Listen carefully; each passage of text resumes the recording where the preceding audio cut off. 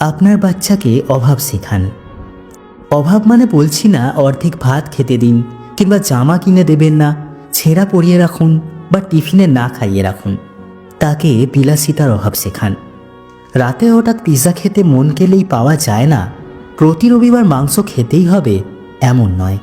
একজোড়া জুতো পুরনো হয়ে গেলেও তা পরা যায়।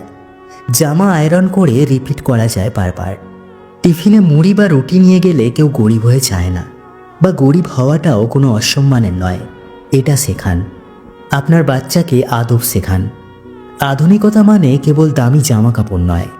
আধুনিকতার অর্থ উন্নত এবং উপযোগী মানসিকতা তার মাথায় গেঁথে দিন নিয়ম করে।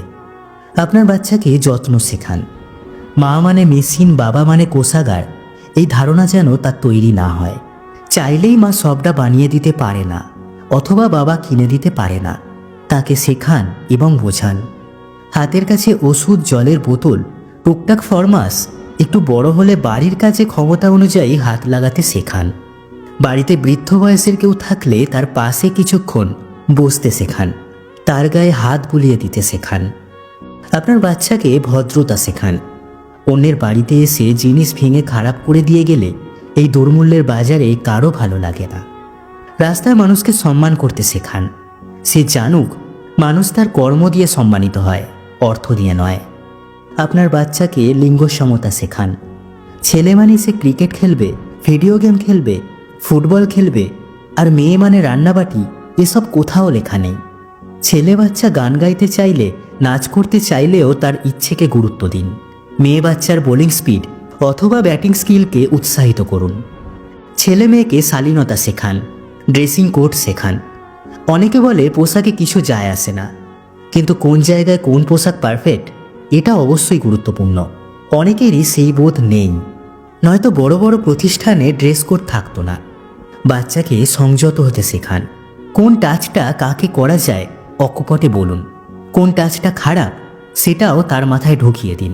এবং এটা ছেলে মেয়ে উভয় বাচ্চার জন্যই গুরুত্বপূর্ণ। বাচ্চাকে স্বাবলম্বী হতে শেখান। রান্না, রোজগার অথবা দায়িত্ব নেওয়ার কোনো লিঙ্গ হয় না। কাজের কোনো ছেলে মেয়ে হয় না। বেঁচে থাকার জন্য যতটুকু জানা এবং শেখা প্রয়োজন ততটুকু আমাদের সবাইকেই শিখতে হবে। বাচ্চার মনস্তাত্ত্বিক বিষয়গুলোতে যত্নবান হন। তার কথা শুনুন, তাকে বুঝতে শিখুন।